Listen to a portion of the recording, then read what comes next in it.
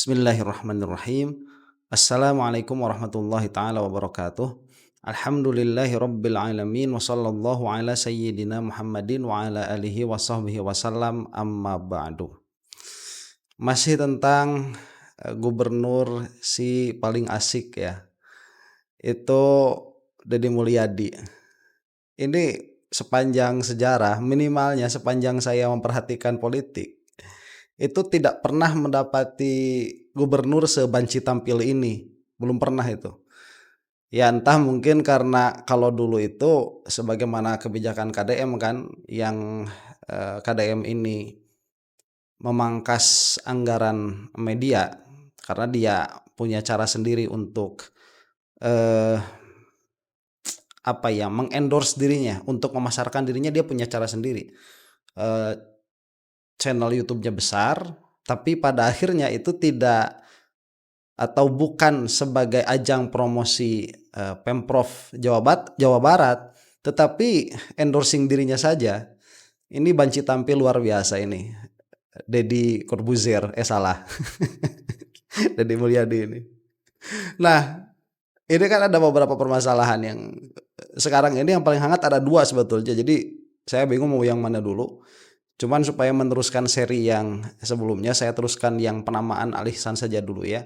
Karena ternyata Deddy Mulyadi tidak move on. Dia terus membuat konten mengenai alasan begitu.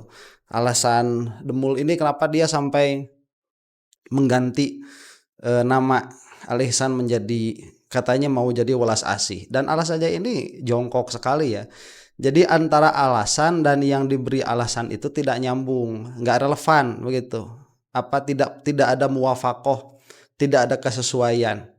Itu kalau misalkan ditanya kenapa kamu itu kok makan?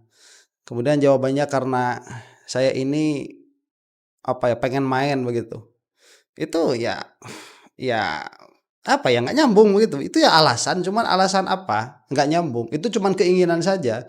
Saya pengen main, tapi sebelum main saya pengen pengen makan gitu. Itu nggak ada nyambungnya. Tidak ada nyambungnya sama sekali. Bagi orang-orang yang terbiasa dengan narasi tanpa tahqiq, yang terbiasa dengan narasi tanpa pendalaman di dalam pola pikir, itu akan terlihat biasa dan akan terlihat nyambung-nyambung saja. Padahal ini tidak nyambung begitu. Nah, kita akan saksikan dulu ya apa yang mau dikatakan sama Deddy Mulyadi ini.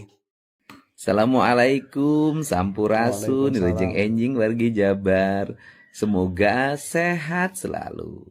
Nah sebentar ya, sekali lagi ini ngomong sama siapa audiensnya.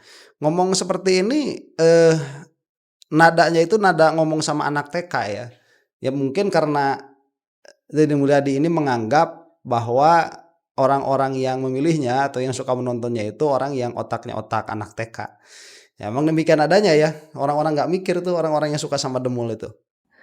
Seluruh warganet dimanapun berada, kami ingin menyampaikan bahwa masalah Yayasan Al Ihsan yang banyak yang menyatakan bahwa itu tidak menggunakan dana APBD, tetapi menggunakan dana umat.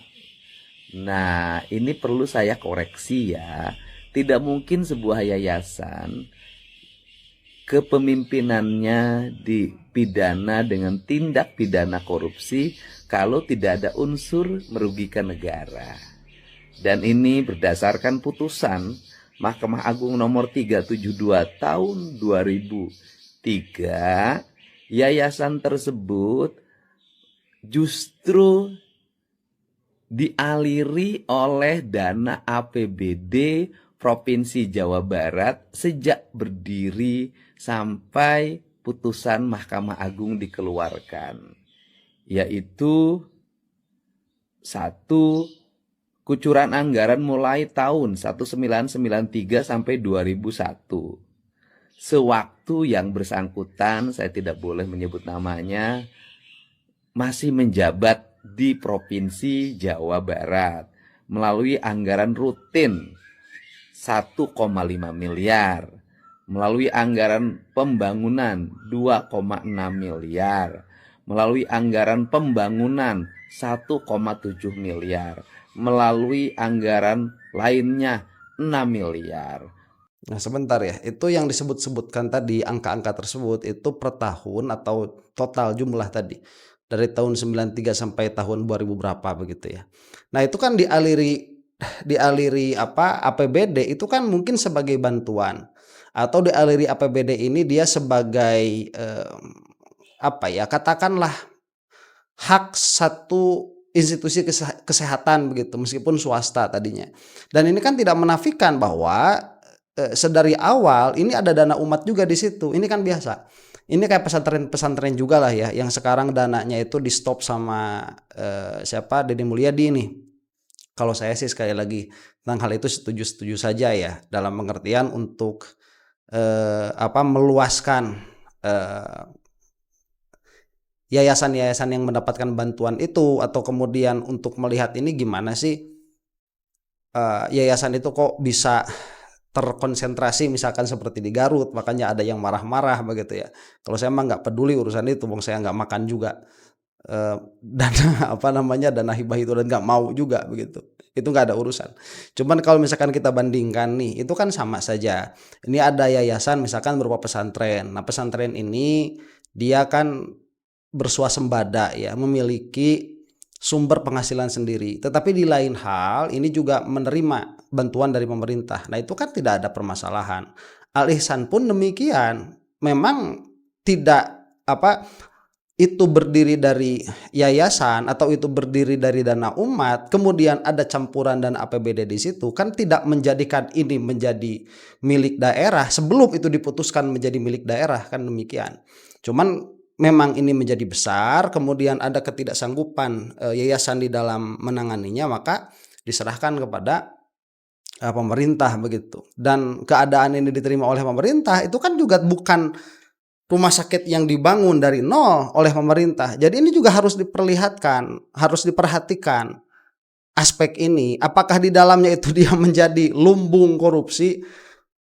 Itu hal lain. Nanti akan kita bahas di akhir video ya, setelah ini. Total uang yang masuknya itu pada saat berdiri yayasan dan sudah mulai dibangun rumah sakitnya 11,9 miliar. Nah, kemudian apa sih yang menyebabkan terjadi tindak pidana korupsi? Nah, sebentar, berarti 11 sekian miliar itu. Itu kan bukan apa, satu-satunya sumber dana, itu sumber dana yang berasal dari bantuan pemerintah. Itu posisinya saat itu. Jadi bukan uang pemerintah dari korupsi, bukan. Kalau mau misalkan nanti dilihat di mana ini bocornya, ya dilihatnya dari situ tadi nanti. Dari apa? Dari pengajuan. Dari pengajuan kemudian kenapa yayasan itu yang diberikan. Berarti kan ini bukan satu pihak sebetulnya, tapi banyak pihak. Dari yang mengajukan sampai yang memutuskan. Bukan satu pihak ini. Penyebab terjadi tindak pidana korupsi, anggaran tersebut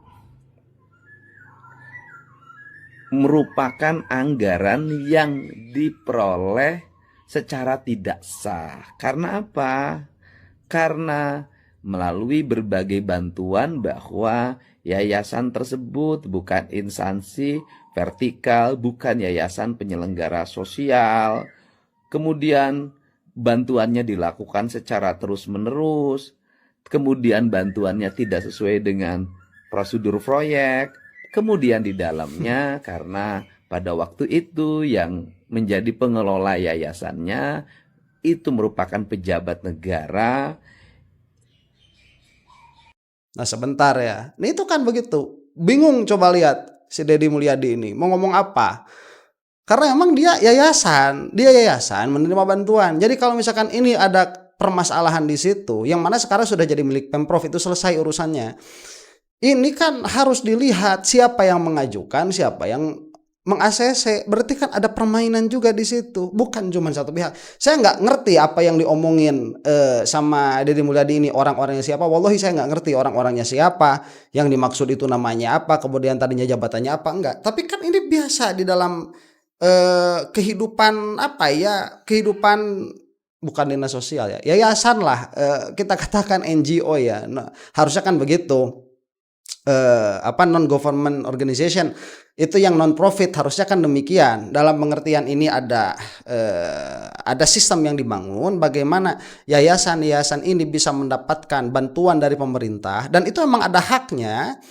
Kemudian kenapa ini bantuan ini kok terus-menerus didapatkan oleh yayasan yang bersangkutan, yayasan apapun ini, termasuk nanti pesantren-pesantren, dan itu harus diusut betul. Kenapa? Karena semua yayasan itu punya hak begitu. Ini saya mau kasih dulu insight yang menarik yang mumpung ingat.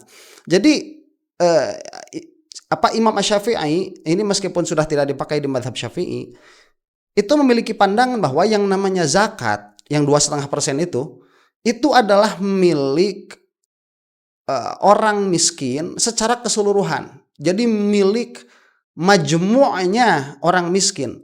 Jadi kalau misalkan ini ya gampangnya nih, kalau misalkan kita punya zakat 1 juta rupiah nih, jadi kita mengeluarkan zakat itu 1 juta rupiah misalkan, kemudian mustahiknya itu ada 1.000 orang, maka yang 1 juta ini itu harus dibagi 1.000, berarti 1.000 perak tiap orang tuh. Kalau misalkan kita memberikan ini kepada 2 orang, kepada 1 orang 2.000, berarti kan nanti ada yang gak kebagian tuh. Itu sudah memakan hak orang miskin yang lain. Jadi harus sama rata. Kalau memang ini adalah haknya orang miskin, maka harus dibagi rata kepada semua orang miskin. Itulah nanti di sana ada bagiannya amil. Amil itu harus memiliki data fakir miskin yang sangat lengkap. Tidak boleh ada yang bukan fakir miskin masuk ke dalam data, tidak boleh ada yang fakir miskin tidak masuk ke dalam data. Karena nanti jika demikian akan ada fakir miskin yang tidak mendapatkan haknya. Sehingga kalau misalkan kita ini mau memberikan zakat perorangan tidak melalui badan zakat, itu harus memberikan dengan adil juga sama. Itu pandangan Imam Syafi'i dulu. Itu sudah tidak dipakai oleh Syafi'iyah karena sulitnya minta ampun. Itu hampir tidak akan bisa dilaksanakan. Nah kan seharusnya ya hal ini, mumpung ingatkan tadi, hal ini yang dilaksanakan oleh Deddy Mulyadi dalam hal dana pesantren itu sudah sangat bagus ya. Jadi ada ada pesantren, ada dana. Ini kan sudah menjadi hak secara konstitusi. Ini sudah sudah diputuskan bahwa ada APBD atau di atasnya nanti APBN yang menjadi hak yayasan yang berkecimpung di dalam pergerakan sosial, baik itu pendidikan, kesehatan dan lain sebagainya. Dalam kasus pesantren ini kan dana segitu banyaknya, tetapi kok terpusat hanya pada beberapa kabupaten, termasuk di dalamnya Kabupaten Garut. Kemudian dari kabupaten ini kok hanya terpusat di beberapa pesantren saja. Yang termasuk di dalamnya kan pesantren Ceng Mujib itu yang kemarin sampai minta maaf. Ini harus diselesaikan, betul. Dan kalau misalkan ada salah di situ, apakah itu menjadi kesalahan sang pemilik pesantren? Bisa diusut di sana. Cuman kan yang pasti secara langsung tidak bakalan itu, nggak bakalan sang pemilik pesantren. Secara pasti nanti akan ada yang menggerakkan hal itu dan yang ACC-nya juga dari dalamnya juga. Itu yang harus diselesaikan. Jadi nanti kalau misalkan ini yang menjadi latar belakang si banci tampil ini mengganti nama Al Ihsan menjadi Welas Asih, seharusnya DPRD-nya juga diganti. Karena nggak mungkin ini terjadi satu pihak, nggak mungkin. Itu nanti yang masuk ke yayasan ke yayasan Al Ihsannya itu mungkin dulu namanya Al Ihsan juga begitu ya. Ke yayasan yang dimaksud ini mungkin masuknya 70%, nanti akan dipotong 30%, kan itu udah tahu semua. Wong di negara kita kayak begitu, kita udah tahu nggak bisa ngapa-ngapain kok. Begitu. Makanya harusnya Deddy Mulyadi ini berhenti di dalam hal mengusut perkara ini selesai dan memperbaiki perkara ini ke depan.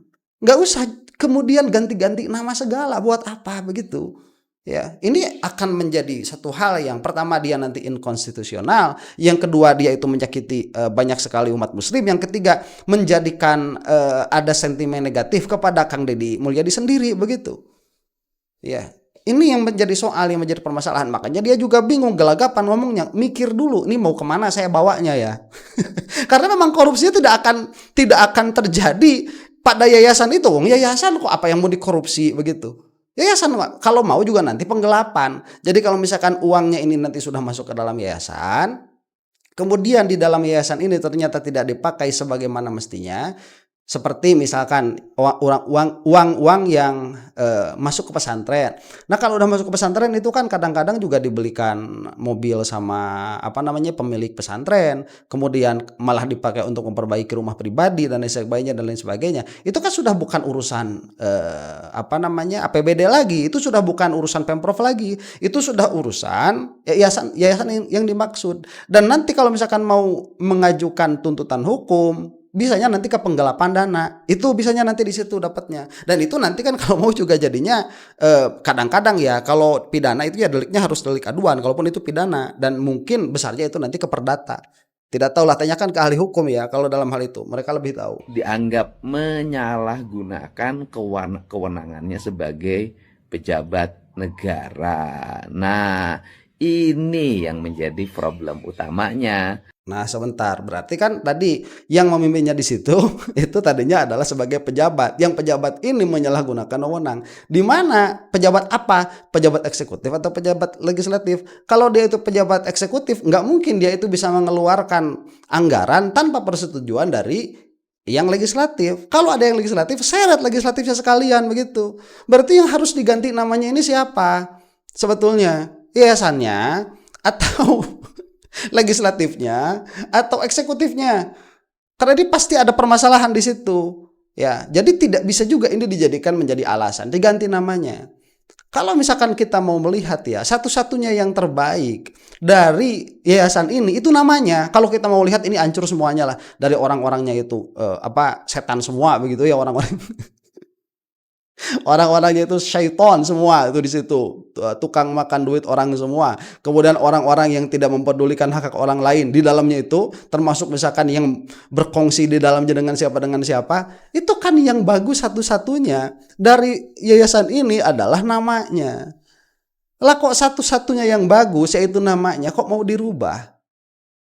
Ini Deddy Mulyadi ini apa-apaan begitu ya. Makanya saya lihat ini di belakangnya itu ada permasalahan-permasalahan yang lain. Nanti kita lanjutkan ya setelah selesainya video ini nih. Untuk itu saya sampaikan bahwa Yayasan Al-Ihsan itu mendapat aliran anggaran Provinsi Jawa Barat, dan Rumah Sakit Al-Ihsan itu dibangun menggunakan anggaran belanja daerah Provinsi Jawa Barat. Itu saja informasinya ya. Karena apa? Karena apabila kita mau konsisten pada nilai-nilai agama, ada satu hal, apa yang kita sampaikan tidak boleh kebohongan. Sudah, oke. Jadi tolol ya, jempelah sungut yang sebel. Tadi melihat ini kenapa ya kok seperti itu? Jadi begini nih ya, apa yang mau kita sampaikan dulu bahwa yang pertama ya, yang mau Deddy Mulyadi disampaikan itu bahwa ini dibangun atas dana APBD. Saya katakan tidak semuanya. Itu asalnya juga merupakan sebuah yayasan kok begitu ya. Jadi tidak diklaim, tidak bisa diklaim ini semuanya dari APBD, tidak bisa diklaim. Kemudian kalau misalkan jangan atas asas pembohongan begitu, kebohongan. Lah yang bohong mengenai anggaran belanja Purwakarta begitu. Dari sekian persen jadi sekian persen itu siapa? Deddy Mulyadi itu yang bohong. Itu kan ada videonya. Ya, kebohongan Deddy Mulyadi udah dicek kan. Saya menjadikan anggaran dari sekian belanja belanja aparat ya menjadi belanja masyarakat begitu. Alah, bohong juga. Tatkala dilihat yang bohong siapa, dia yang bohong itu. Ya, kemudian kalau misalkan mau mengganti nama, kenapa tidak memilih nama Islam yang lain? Al-Ihsan misalkan, diganti namanya menjadi Al-Islam. Itu tidak akan membuat gaduh, tidak akan mempolarisasi masyarakat. Ini testing the water, siapa Deddy Mulyadi ini. Dan kalau misalkan dia bilang tadi, kalau kita mau bicara nilai-nilai keislaman, kamu diam tong bawa-bawa Islam sih. Sebel aing begeuleuh, rujit. Ya. Orang yang paling nggak boleh ngomong tentang agama itu politikus. Nggak boleh ngomong tentang agama politikus itu. Dia tuh gimana ya? Katanya bilang kan begini, kenapa tidak membawa-bawa ulama? Karena ulama itu urusannya dengan langit, sedangkan politikus urusannya dengan bumi. Politikus itu urusannya dengan hal yang menjijikan. Ya udah, nama-nama agama itu jangan keluar dari mulut kamu yang menjijikan itu. Ya, nggak usah keluar nama-nama agama itu. Udah menawanan sih. Ini simbol-simbol keislaman diganggu. Kemudian orang yang ngomong agama seolah-olah itu salah semua di matanya si Deddy Mulyadi itu. Padahal apa? Ini saya mau sampaikan seperti ini dulu ya, bahwa apa yang dilaksanakan oleh Deddy Mulyadi ini adalah pendangkalan nilai-nilai Islami yang dibawa oleh pesantren di dalam politik praktis. Ini yang dipakai oleh Deddy Mulyadi. Ya, karena memang mau tidak mau ya, kekuatan besar yang ada di dalam politik yang bisa sedikit banyak menggoyangkan oligarki itu hanyalah agama yang bersumber dari pesantren. Yang mana kalau dulu ya dipimpinnya sama Habib Rizik. Ini kan bermasalah juga sebetulnya Habib Rizik, kemudian Nahdlatul Ulama ini bermasalah juga karena NU punya sikap politik sendiri, Habib Rizik juga punya sikap politik sendiri. Kalau NU itu sudah mengedepankan maslahat organisasinya. Jadi mana pihak yang bisa menjamin keberlangsungan Nahdlatul Ulama secara keuangan itu sudah terlihat kok cara politiknya NU tuh. Ini mulai siapa ya? Mulai Yai Said Akil Siroj itu mau melihat dari politikus ini mana yang bisa menjamin keberlangsungan Nahdlatul Ulama dari segi finansial. Ya, itu nggak usah lah kita ngomong, tahu dari mana? Kita tahu semua lah. Ya, kita tahu semua. Orang-orangnya ada kok. Sudah seperti itu. Makanya selalu mendukung calon-calon yang populis, malah sebisa mungkin masuk secara aktif ke sana. Dan itu dibuktikan kemarin oleh Yai Ma'ruf Amin menjadi wakil presiden. Dan setelah itu terjadi, bukan saya mengatakan jelek ya, itu bagus. Banyak sekali peran positifnya terhadap pesantren menjadi lebih diakui, kemudian ada hari santri segala kan kalau sekarang itu. Kemudian beasiswa itu banyak sekali, santri-santri yang sekarang dapat beasiswa itu tidak kalah lah sama beasiswa yang non santri. Malah saya lihat sekarang santri itu sedang di up gitu ya, sedang dinaikkan begitu. Ada jalur khusus untuk penerimaan polisi itu dari jalur hafiz, dari jalur hifzul Quran, dari jalur menghafal Al-Quran dan lain sebagainya. Jadi secara perkembangan ini bagus ya. Itu yang dilakukan oleh Nahdlatul Ulama. Yang dilakukan oleh Habib Rizik, karena Habib Rizik ini tidak membawa organisasi apapun, malah ya sayangnya kan kalau tidak membawa organisasi apapun itu semua organisasi masuk di dalamnya. Termasuk di dalamnya ya HTI itu kan masuk di situ tuh. Makanya kemarin sampai rame yang 212 udah kayak Wiro Sableng gitu.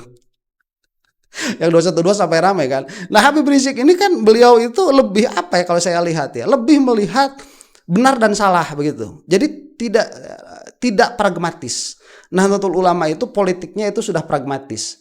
Kalau Habib Rizik ini tidak pragmatis. Ini lebih ke nilai. Jadi nilai baik dan nilai salah. Cuman ala kulli hal berarti ya dua kubu ini masih di dalam pengaruh Islam yang sangat kuat. Dua kubu ini, baik kubu kita katakanlah yang populer, kubu yang populis, ataupun kubu yang tidak populer. Kubu yang populer itu adanya di Nahdlatul Ulama, kubu yang tidak populer ini adanya di Habib Rizik, begitu. Nah, sekarang ini sudah ingin dihilangkan, kubu yang tidak populer ini mau dihilangkan sama sekali dengan si Imad dan kawan-kawan ini supaya hilanglah begitu ya kubu yang tidak populer ini. Biar apa? Biar NU itu nggak bisa masuk di kubu yang populer, biar tidak terlalu tajam akarnya ada di sana. Nahdlatul Ulama, dan itu sudah terbukti dari diangkatnya Gibran menjadi wakil presiden.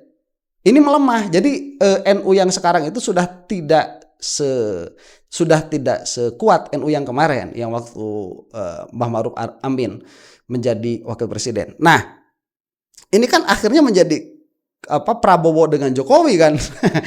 ada Prabowo dengan Jokowi yang mana NU ya ada di situ. Habib Riziknya disingkirkan.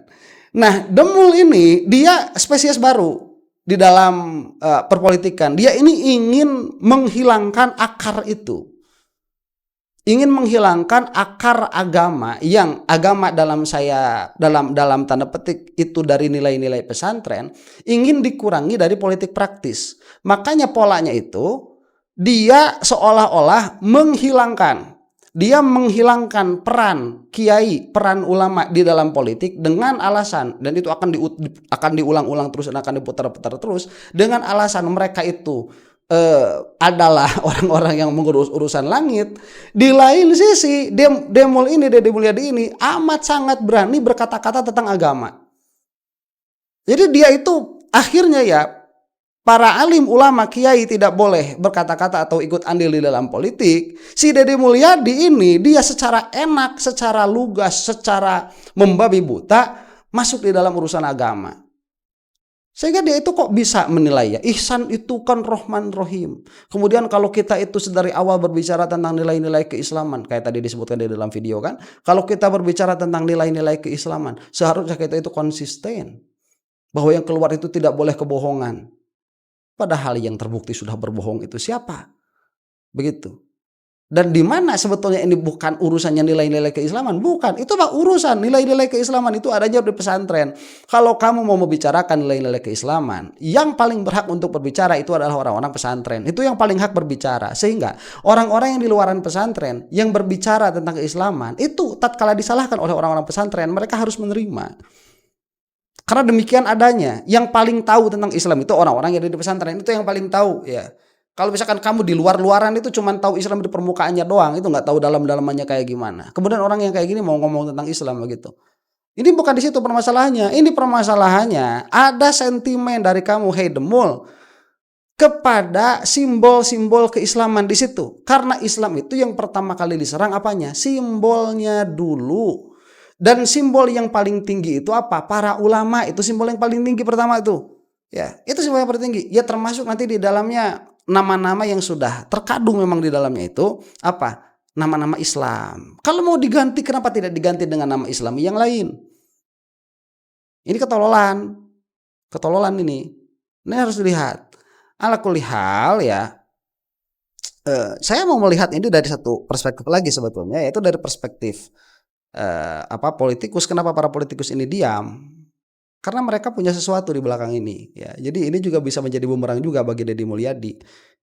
Harus diperhatikan juga ya. Kalau misalkan memang Demul ini karir politiknya mau panjang begitu, ini harus diperhatikan juga karena ini bisa menjadi bumerang. Jadi jangan salah, emangnya orang-orang yang yang berseberangan dengan Deddy Mulyadi secara politis ya. Kalau saya kan tidak berseberangan secara politis.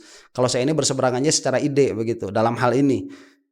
Itu diam saja, enggak, mereka enggak diam saja, mereka juga ada manuver di belakangnya. Dan hal ini terlihat, jadi apa yang saya katakan tadi bahwa Deddy Mulyadi ini berusaha untuk mencabut Islam, akar-akar keislaman dalam tanda petik, yaitu nilai kepesantrenan dari politik. Itu bisa dilihat dari kejadian Cheng Mujib kemarin ya.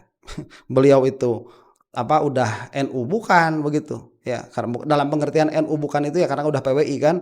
Kemudian dia ada di PWILS menghujat para habaib, tapi tatkala menghujat si Demul dirujak juga habis-habisan. Ini bermasalah. Ini mungkin nanti masih ada beberapa seri video tentang Demul lagi yang menarik ya. Saya menarik untuk melihat ini dari segi sosiologi, madhabnya siapa itu, Habermas itu. Ini akan menarik si Deddy Mulyadi ini. Demikian, mudah-mudahan kita semua diampuni oleh Allah Subhanahu wa taala. Wallahu taala a'lam bishawab. Assalamualaikum warahmatullahi taala wabarakatuh.